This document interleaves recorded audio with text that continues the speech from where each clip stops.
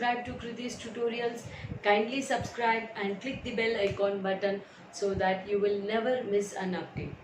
So before entering into the class, I request all the children who are seeing this video to watch the video completely so that you will get a detailed explanation about the topic. So coming to the excretion, excretion can be defined as the process of removal of metabolic waste. Okay, removal of metabolic waste. So based on the metabolic waste which is present in our body, based on the nature of the metabolic waste, the species are classified, the species are categorized into many different types. First type of species is called as ammonogenic species. Okay, first type of species, they are called as ammonogenic species. Here they excrete ammonia as the chief excretory product. Okay, the first type of species are called as ammonogenic species. Here these species, they excrete ammonia as the chief excretory product, right? And the species are mostly aquatic species. Okay, the species are mostly aquatic species. Then second one, aminotelic species. Aminotelic species, here this type of species, they excrete amino acids as the chief excretory product, right? And such type of species we can call it as molluscans. Okay, so molluscas, they are generally aminogenic. Then coming to ureogenic. Okay, they secrete urea as the chief excretory substances. We can go for the example of mammals. Right. Then coming to next type, uricogenic. In uricogenic, they excrete uric acid as the chief excretory substances, and here we can go with the example of birds. Right? So these are said to be important points for regarding the NTSC exams. Right. So here excretion can be defined as the process of removal of metabolic waste. So based on the nature of the metabolic waste, produced in different species body, they are classified into 4 different categories. First one is ammonogenic species, which releases ammonia. Then aminogenic, amino acids. Uricogenic, urea. Then ureogenic, urea, and uricogenic is going to be the uric acid. Right. So if you are talking about the mammals, okay, so mammals are metanephric. What do you mean by the term metanephric? The metabolic waste are removed from blood. Okay, so if the metabolic wastes are removed from blood, such species are called as metanephric species, and we mammals, we come under this type of categorization. Right. So coming to the excretion, we have many different nitrogenous waste which is being produced in our body. So they may be urea, uric acid, creatinine and ammonia, in which the ammonia is going to be most poisonous. Okay, so according to order of the priority, This is going to be number 1, first highly toxic, and ureotelic is second one, and uricotelic is going to be third one, and aminotelic is going to be the fourth one. So this is so, if the option has been asked based on the toxic priority, which comes first, you have to first go with ammonotelic, then you have to go with ureotelic, then third one is uricotelic, and fourth one is aminotelic. So this range, the numbering has been given based on the rate of the concentration of the metabolic waste, right? So here all these excretory products are removed by an organ called as kidneys. Okay, so kidneys are the chief excretory organs which is useful to remove the metabolic waste from our body, right? So the liquid waste, the nitrogenous waste are being removed from our body with the help of kidneys, right? So where does this kidneys located? It is located in the abdominal region. Abdominal region on the, what is that? In which part? In the dorsal part. Okay, it is present on either side of the vertebral column. So a pair of kidneys are present in the abdominal region on either side of the vertebral column. Okay, a pair of kidneys are present on either side of the vertebral column. Right. So each kidney weighs around 120 to 140 grams. Okay, each kidney weighs from 120 to 140 grams. So coming to these kidneys, they are said to be the amazing organs. Why? Because the kidney has a major role in keeping our blood always in the purified manner. If the kidneys are not functioning properly, obviously all other organs which is present in our body starts malfunctioning because of the accumulation of the toxic substances which is present in our body. Right. So now let us see how is the kidneys. So kidneys are bean shaped. So kidneys are bean shaped. Okay. So if you are talking about the kidneys are bean shaped kidneys. So what is the size of the kidney? So kidneys are bean shaped. Okay, so the length of the kidney is around 10 centimeters.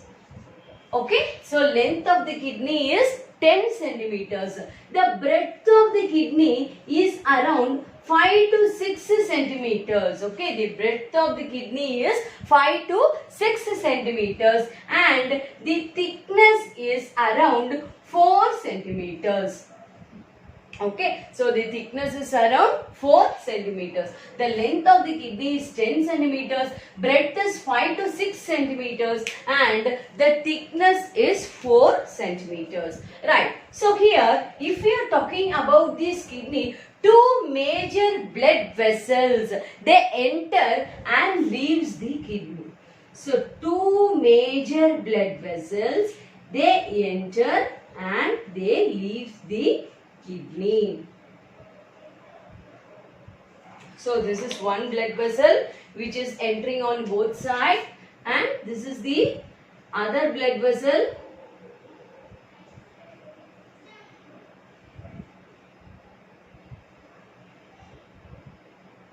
Okay, so this is the other blood vessel.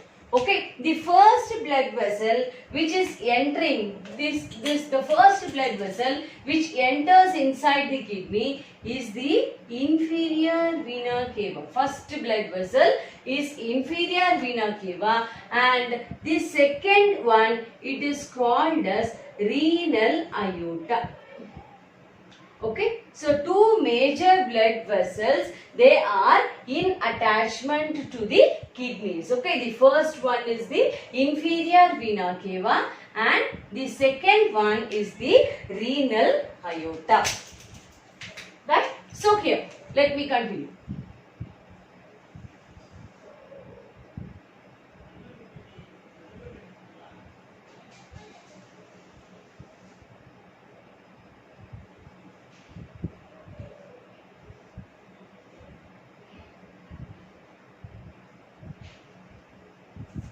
This is how you are going to draw the diagrams. So diagrams are very important in case of these chapters. So in these chapters, the diagrams are going to play a very important role.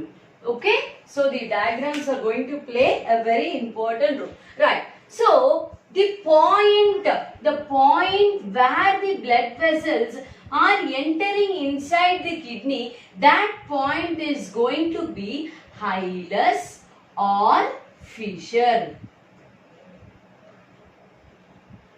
Okay, the point where the blood vessels enters inside the kidney, it is called as the hilus or fissure. Right. Now, from the same junction, there opens a distilled sac-like structure. Okay, distilled sac-like structure that opens from the kidneys. They are called as ureters. Okay. Okay. So this is called as the ureter. So coming to this is the ureter. Okay, this ureter is around 25 to 30 centimeters in length, and the diameters vary from 1 millimeter to 10 millimeters. Okay, the diameter varies from 1 millimeter to 10 millimeters. So coming to the ureter, ureter is a distilled sac-like structure which arises, it's a long tubular structure which arises from the hilus part of the kidneys, right? So from the hilus opening, another one tubes that extends from the kidney which is called as ureters, and the length of the ureters is approximately 25 to 30 centimeters, and the diameter is going to be 1 millimeter. It varies between 1 millimeter to 10 millimeter. Right. So these ureter, they open into a bladder called as the urinary bladder. Okay. So this is the which one? This is the urinary bladder.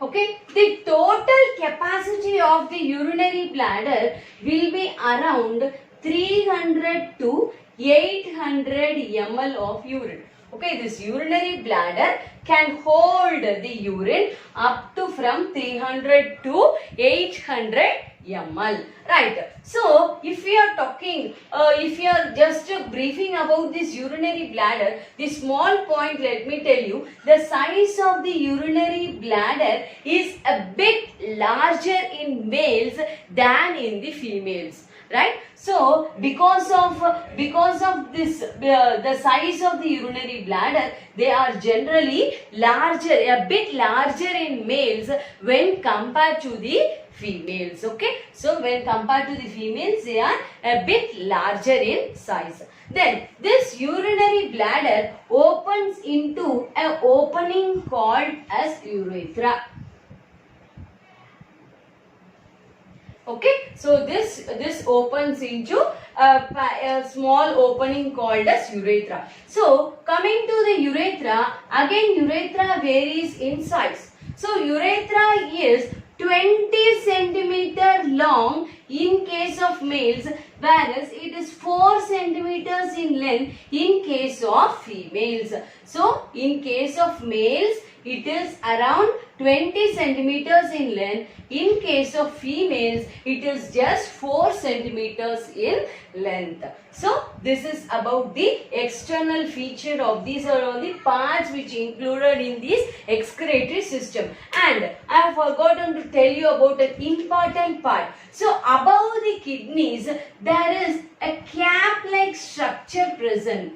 Okay, there is a cap-like structure present which is present above the kidneys, and those are called as adrenal glands. Okay, they are called as the adrenal glands.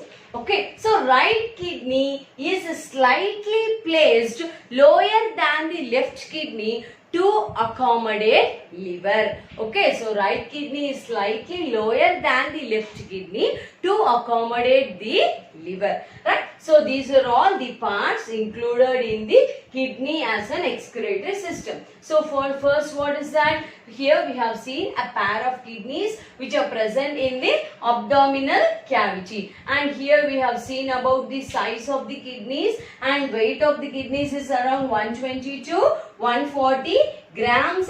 And here we have seen about the two major blood vessels which are in association to the kidneys. They are inferior vena cava and renal aorta, right? And the point where the blood vessels enters inside the kidney is called as hilus or fissure, and the distilled sac-like structure which arises is called as ureter, which is 25 to 30 centimeters in length, and where the diameter varies from 1 millimeter to 10 millimeters, and this opens into an opening called as the urinary bladder. So here, let me tell you one point. The opening of this ureter to the urinary bladder is called as the angular opening.